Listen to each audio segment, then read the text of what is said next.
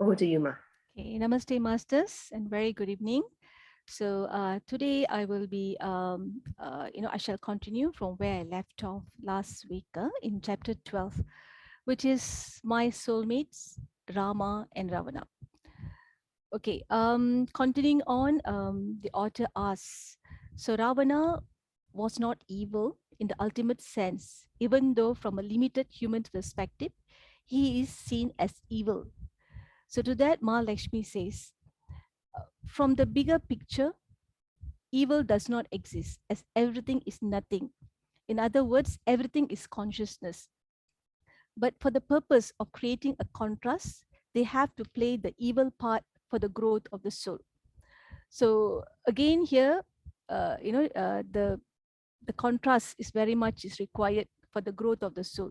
Okay, so and as I mentioned earlier, if there is no darkness, we cannot appreciate the light.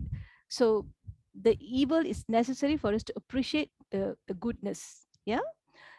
And moving on, the author Ananda Karunesh asks, why did Ravana choose to incarnate as what we think is evil?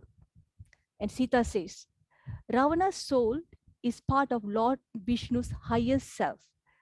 So both of them decided together how he was going to fall and come back as his enemy in his different incarnations so that the contrast could be created. So just imagine if Ravana doesn't play this evil part, Ramayana would not have come about, right? So all this were in their soul plan, they just want to enact this drama for us to get inspired, so that we also can learn from them, so that we can, when we face challenges like this, we can act courageously, with that inspiration. So yeah, it's really beautiful. Okay, now moving on, the author asks, so what happened to Ravana after Rama killed him? So this is a long reply from Ma Lakshmi. So I'm just going to read word for word from this passage. So Ma Lakshmi says, both Rama and Ravana were enlightened. Ravana realized the great illusion created by his ego as Rama's divine arrow pierced through his third chakra, a little above his navel. Okay, the fatal blow aligned and opened his lower three chakras instantly. Thus, liberated from his suffering and his karma, he entered his heart chakra as he lay dying. Though Ravana's suffering ended with the opening of the lower three chakras, he didn't experience the enlightenment of the higher chakras as he already left his body at that point. While that was, while that was Ravana's soul path to enlightenment, Rama's soul path called for a gradual blossoming into enlightenment. Okay, and as his battle with Ravana continued for days, he realized the invincibility of Ravana. Though his arrows struck Ravana's repeatedly, they did not kill him. Rama was transformed by watching this happen. It made him surrender fully to his higher self for strength and inspiration. As he did this, he realized that Ravana was part of his own shadow self. Then, in a flash of insight, Rama realized that the ego is never destroyed if one seeks to destroy it. That is when Rama reached deep into his heart and embraced Ravana's soul with compassion. As he did this, his ego melted and he felt Ravana's suffering as his own suffering. At this point, he received guidance to use Brahmastra to liberate Ravana. As he shot this divine arrow with prayer and compassion, it hit Ravana in his solar plexus area, just above the navel, and both were enlightened in that instant. So, dear masters, see, that is an important message for us from this answer. Yeah. See, for any problems in life, okay, we can resolve it. We can resolve it by going inward and connecting to our higher self. Okay, I think many masters, senior masters have been repeatedly giving the same message. We just need to close our eyes, go within, seek for our guidance, strength, and inspiration. And it's always there. It is only when, see, if it's only when Rama went inward after he got transformed from watching his arrows were not killing Ravana, so he received guidance from his higher self to use that special arrow to kill Ravana, right? So, dear masters, meditation is the solution to all our problems. Yeah. And another point is about the ego. You see, Master Pradeep Vijay has spoken extensively about this ego. He has given sessions on ego in the self transformation programs. If you can, please go and watch it. It's really worth watching it. See, ego is part of the soul. Okay, it's neither bad nor good. It's very much needed for us to learn our lessons. Yeah. So how can we learn anything without making mistakes? You know, it is only our failures and flaws, which is created by the ego. This is the stepping stone to for us to learn and get enlightened. So now, what is actually ego?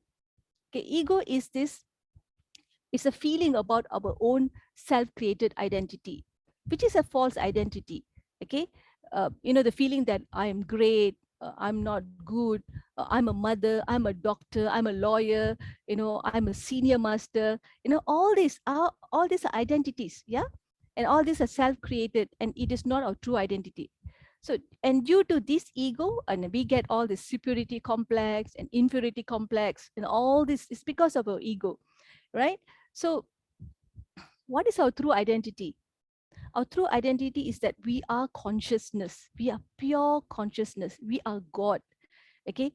So, we need to educate this ego. We need to enlighten the ego to realize our true identity. And we can only do that through meditation. Yeah. And Sajjana Sangatya and Swadhyaya, what we are doing now. So, only meditation is not enough, dear masters. Book reading is very important. And this kind of interaction is very, very important. Yeah, so that is how we can educate our ego.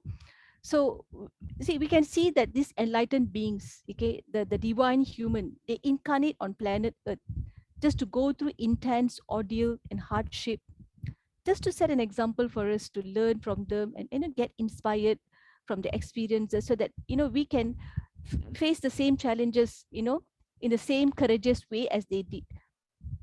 Yeah.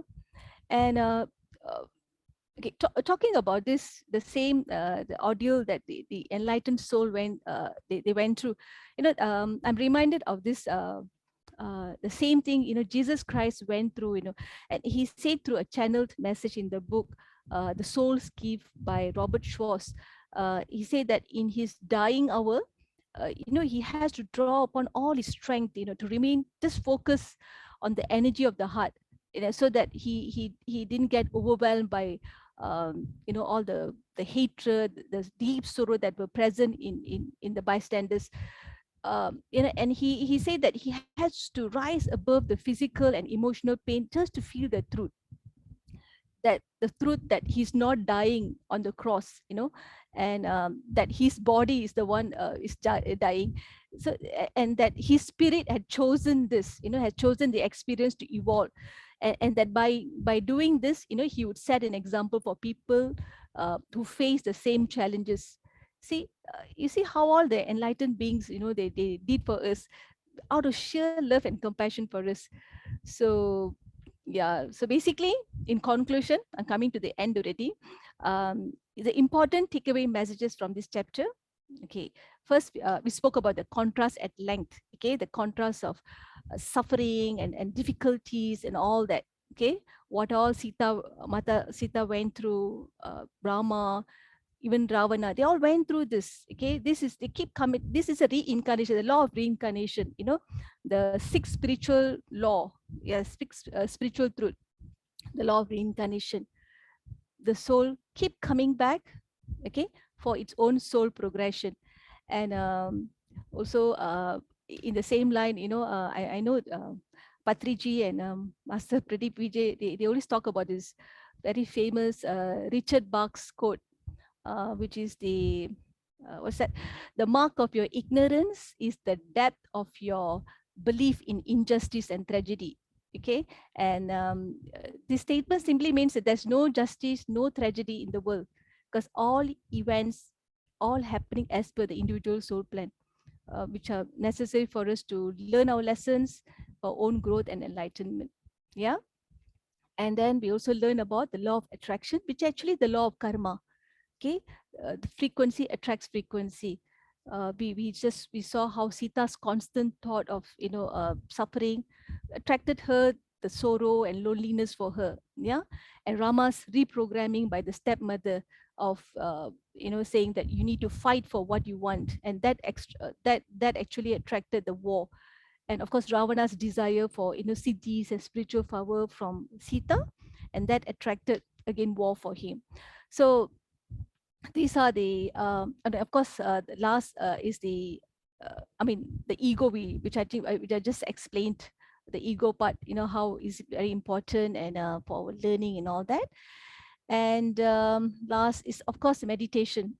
I think throughout the book they talk about uh, going inward, connecting to our higher self for guidance, intuition, inspiration, strength, and all that. And before I end, I just want to make another uh, the same analogy in this book, The Secret of Shambhala. Even that book, they speak about the prayer energy field. What is this prayer energy? It is just to, it simply means that we need to uplift our energy and hold a high vision for ourselves and also for others too. Meaning to say that we need to have connect to our higher self, and have to keep our energy high, and also towards the other person, the people that we want to send that energy to. And intent, that energy will extend to the people around us, and they also start vibrating at a higher energy. So it's all about energy, it's all about frequency. So basically what we radiate is what we're going to attract. So I guess I have come to the end of the session. So with that, masters, I will end the session now. And yes. Okay, and I have to take leave, Akka, as I mentioned. Thank you, Ma. So if there's any question, I'm sure that Asha ji and Tila Akka and other you all, those who are present here, able to answer. And yes, I hand over to you, Master Asha. Thank you. Namaste. Thank you, Monaji. Thank you. Over to you, Ashama. Uh, Thank you, Master Mona. That was really very nice explanation. So I think the next chapter is the extension of what you just left at. So first of all, my pranams to our great Guru, Brahmarshi Pitamaha Patriji, and also Madam Patriji, my parents, all the Gurus who have come in my life at different stages, and to everybody, all of you masters, thank you. Pranam, pranam, and thank you. So now the 13th chapter which we are going to talk is a continuation of what just Master Mona left off. That is here we are talking about chakras and elements. So Master Mona was just talking about the higher energies and how meditation is going to help us open up that. So again, continuing that, the author asks Mother Lakshmi that can you tell us more, because we left off at that, right? So he wanted to know more about what she is actually getting into. So he asks, can you tell us more about chakras and elements? So Mata Lakshmi says chakras are the energy centers. So we all know in our body we have chakras. So these chakras are the energy centers or energy points where the soul interacts with the body at a higher frequency. So now for me, ma'am, uh, yeah, just one word before I continue. So this chapter has like 31 questions. So I may just go till 12 or maybe 15 because it's a very detailed chapter. So I'll stop once I reach 12 or 13 because it's a beautiful chapter with a very, very wonderful explanation. So I don't want to rush. Is that okay, ma'am? Tila, ma'am? It's definitely okay. Just 10 minutes before the session. Yeah, yeah, Okay? sure, sure. Okay, thank you. So coming back to chakras, so she starts with saying that these are the energy centers where the soul and body reacts or acts at a higher frequency. So, and also she says these are the vibrations, the vibration of each of these energy center, right? Say, for example, we take one chakra. So now I was thinking, how does this vibration cause? We all know, we have seen a lot of videos and we've read, okay, all that apart. I just kept my mind blank.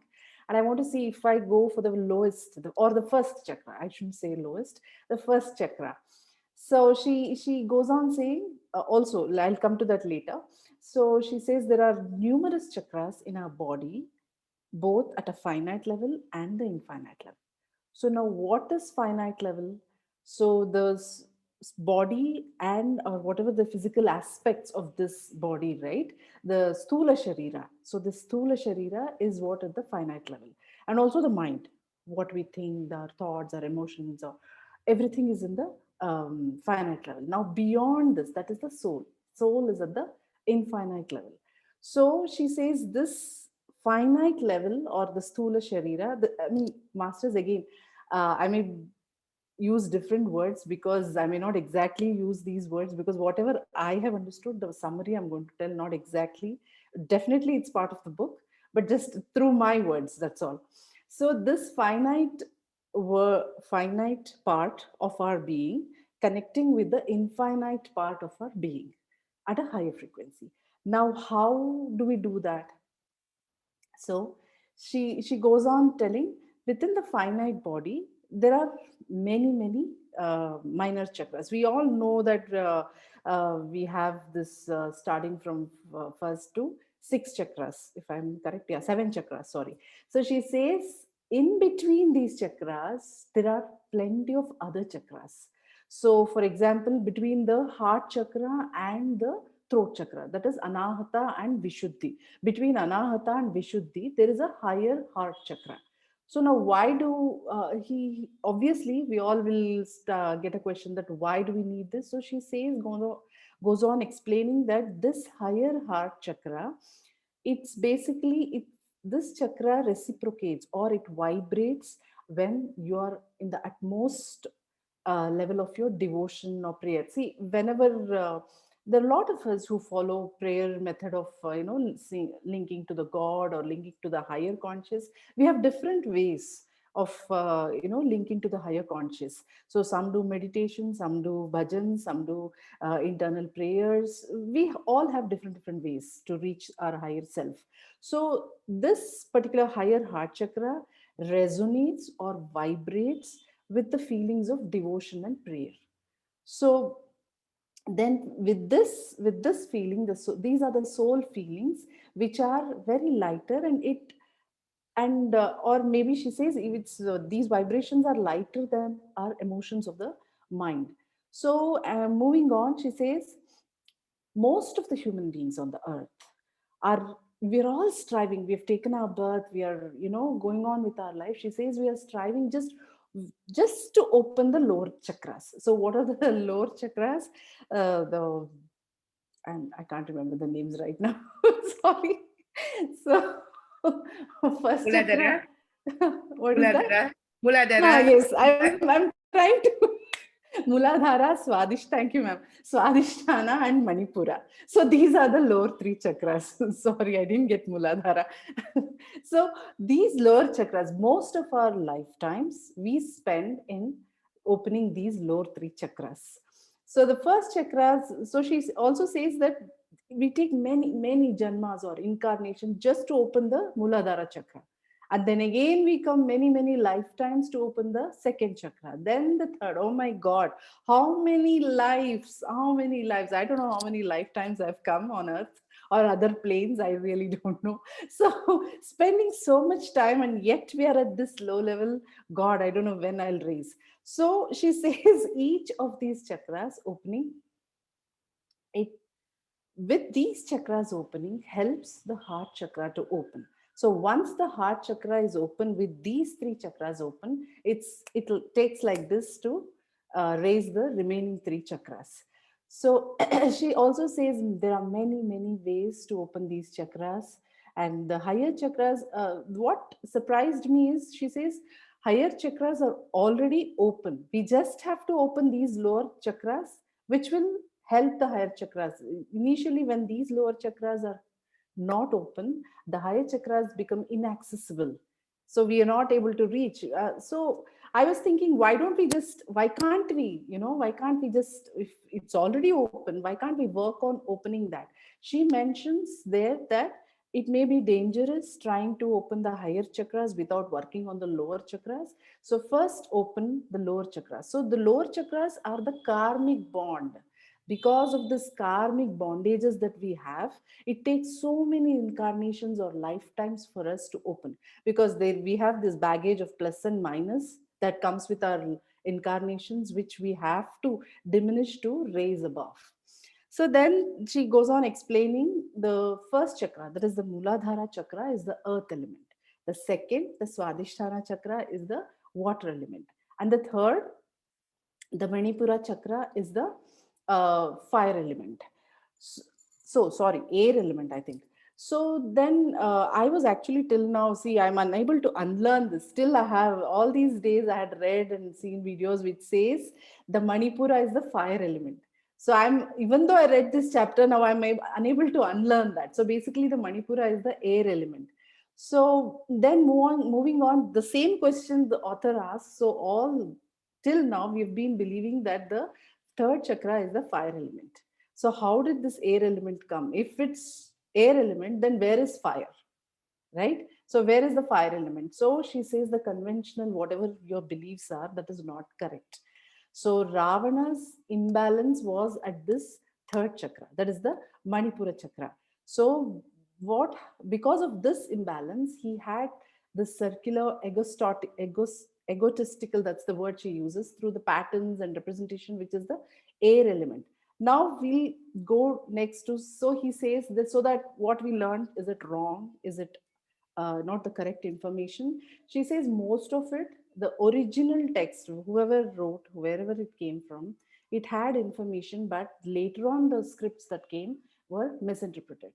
They spread the wrong information. So then the question is there a reason for the way the elements are organized in lower three chakras? So this answer is so beautiful. She says, yes, there is, because these chakras, we are comparing this to Mother Earth. So Mother Earth, the first chakra, the lower chakra, which is the earth element, it's the core of Mother Earth. We all know Earth has different layers. So the actual core, that is the earth element, which is our Muladhara. It is compared to the Muladhara chakra.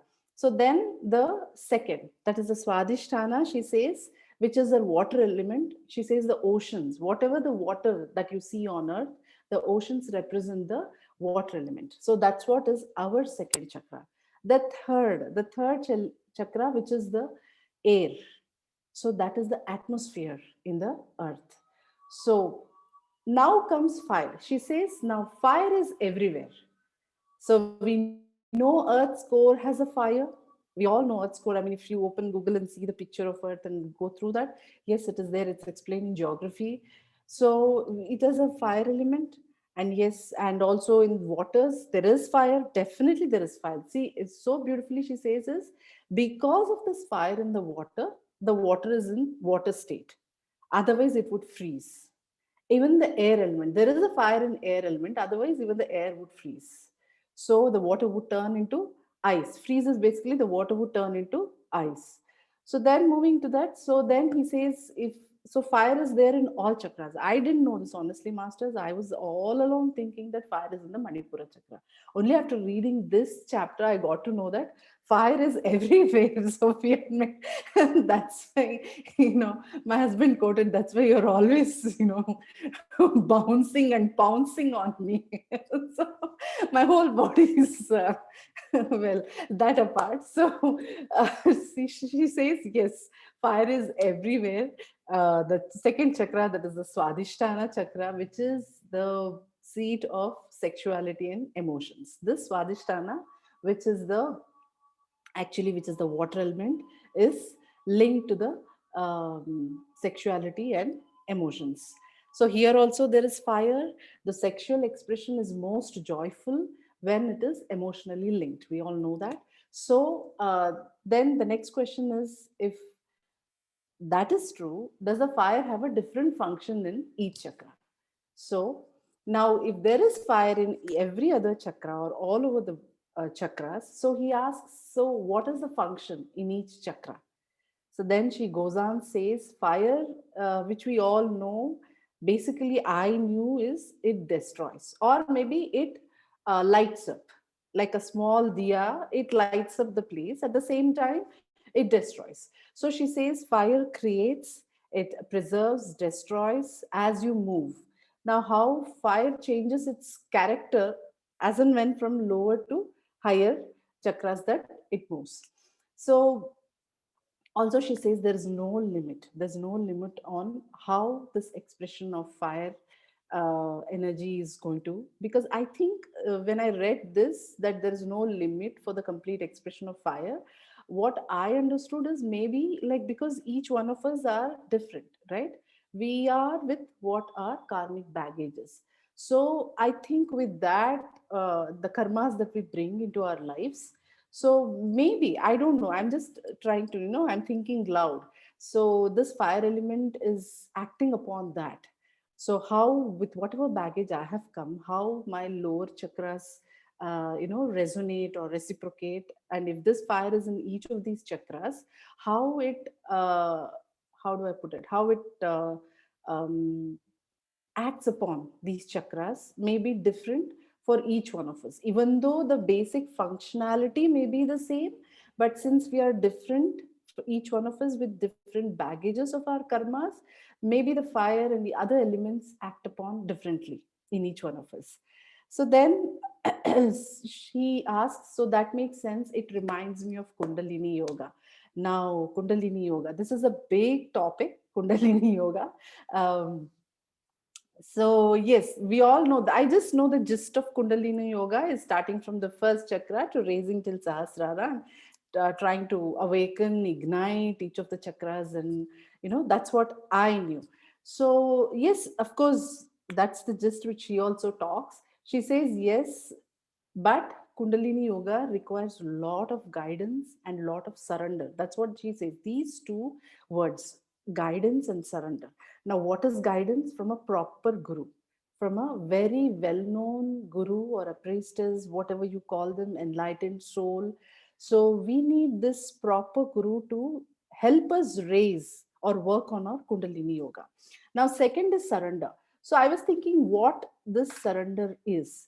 So, what I understood out of this answer that she gave is surrender is, I think it's, I think when you learn from a guru, you kind of accept with each changes, or the when each chakra opens and you raise, I think a different part of you opens up. That's what I understand. So when right now I think, say for example, one person, none of the chakras are open, right? I mean, most of us are there. So with just, I think with surrender or the guidance, with guidance, I think we know how to tackle or how to open this chakra. So with this surrender, either to the guru or to the own self or the both. That's what I understood from this answer. So then she also mentions that you have to be very careful and very patient when you're working on Kundalini. I think we all know this. Otherwise, it can be really dangerous. I have read or heard a lot of people, I mean, in a town nearby Bangalore, where a person tried to work on his Kundalini on his own, and he literally became mad. And then a very enlightened guru, who, this is like maybe a 10 years ago, the story we've heard. It also, I think it came even in newspapers locally. So a very enlightened guru helped him and made him a normal person again. So that was kind of, this thing always sits in my mind whenever I read anywhere Kundalini Yoga. And I remembered when she mentioned you have to be patient to really work on this, otherwise it can really ruin you, it can completely change your system. So Kundalini is that powerful. That's why. So then she says, when she was born as Sita in her incarnation, Sita incarnation, she was fully enlightened because, of course, Sita Mata, she had all her, she knew how to raise Kundalini energies. I mean, she's a chosen one. She's an enlightened master. Obviously, she'll be knowing.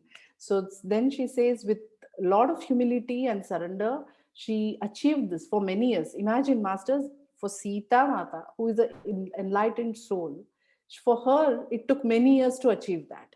So all of us have to really work very hard to really raise this Kundalini. Then, the question is this where Lord Rama began to? So the author goes on, asks, so did Lord Rama also work on this? So she says Rama had already uh, was in third chakra. That is, his lower two chakras were already open, and he was working on third chakra when he left Ayodhya. So for Sita, the first chakra was open in her previous incarnation. So she began working on the second chakra. And like that, it continued. That's how she achieved the raising the Kundalini energy. So for Rama, she says, by the time he left Ayodhya, so his two chakras were open, and now he was working on third chakra. So third chakra, it is a layer where we have all egotistical, which she mentioned earlier. It's of layers of egos. Egos can be for various reasons. Like Master Mona said, ego can neither be good nor bad. It is just even the identity of, oh, I'm this, can be an ego.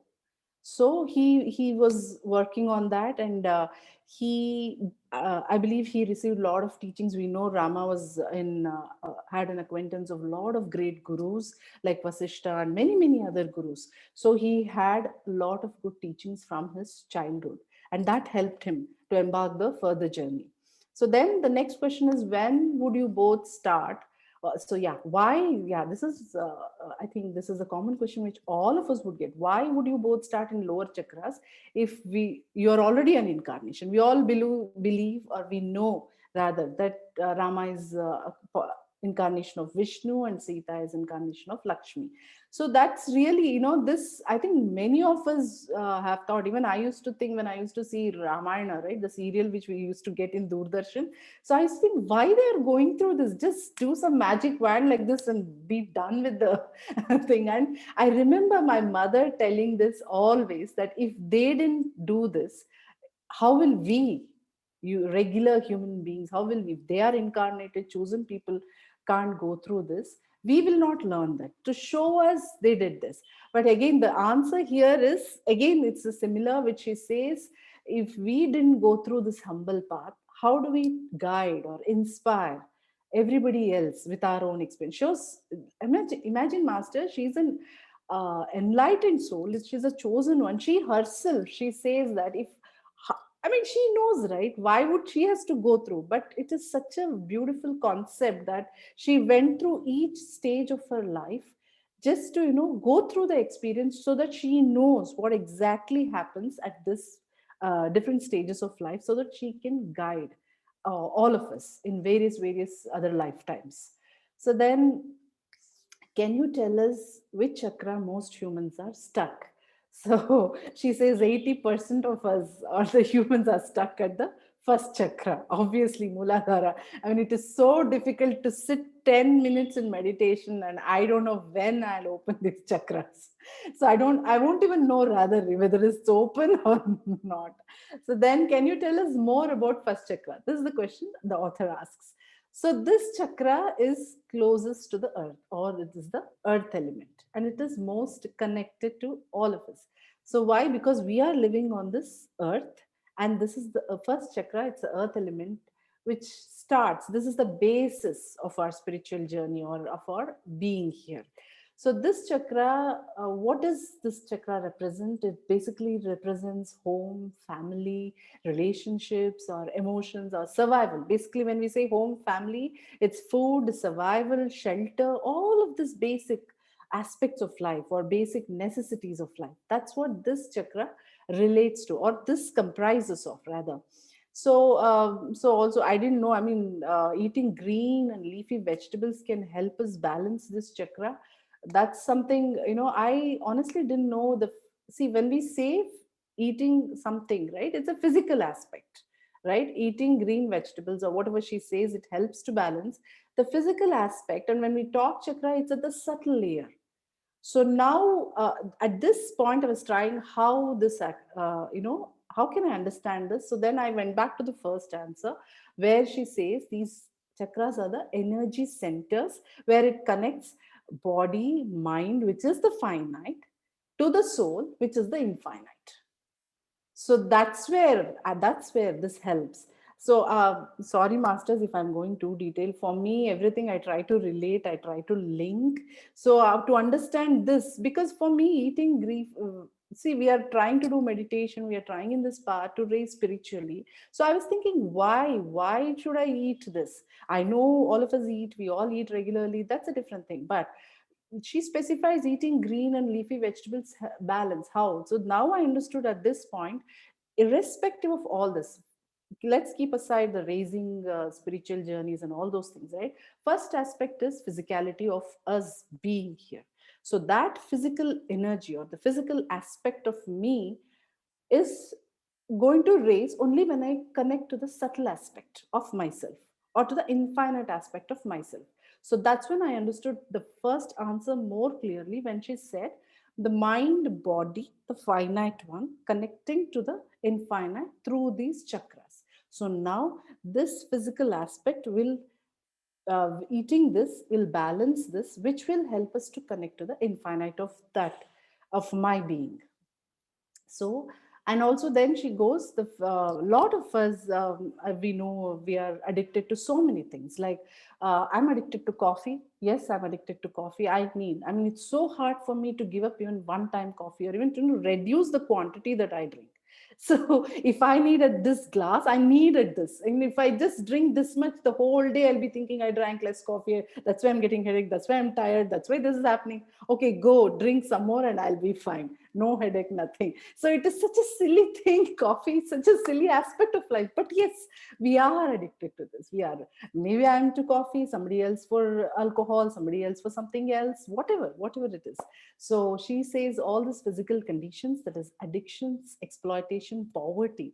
Poverty, my God, poverty is linked to first chakra imbalance. I didn't know this. So this answer helped me understand the first answer more, because when I read the first answer initially, I did not understand. I just went through. I just went through. When I read this answer, I went back and read it again. Then I understood, okay, that's what is happening. So right now, I think the time is up for me. I could only cover 3. I was thinking of covering some 12 or 13, but I could not. I went very slow because it was kind of for me thinking loud, because when I speak, I understand better. So more than reading, when I speak, when I'm telling, I understand better. That's what happens to me in each Swadhyaya session. I would have understood this much. After I talk, I'll go to this level. So that's where I'm going to stop at this, because it's already 6:15. So we can continue in the next class. Thank you so much for listening to me. And thank you, for bearing with me when I'm going so detailed, because I'm thinking loud in detail. So thank you. Thank you for this opportunity, Masters. Thank you very much. Achaji, it was an amazing session. I Thank was reading this particular chapter this afternoon, and I couldn't understand anything. As you were talking, I could connect. Oh, this is what she meant. This is what he meant. you. So, Yeah. and then you talk about the leafy green addiction and all those things. My Yeah. God, it's something. That's why I said everybody look at the book in a different way. Yeah. I couldn't see the difference when you talked about chakra, and when Yeah. you were telling the third chakra is actually air element. Was it air? Yeah. I'm Yeah. telling, I am repeating it by myself that it's fire, because that's what I learned. Exactly. Exactly. It's so hard to unlearn something which you have learned. Now reading these things, it's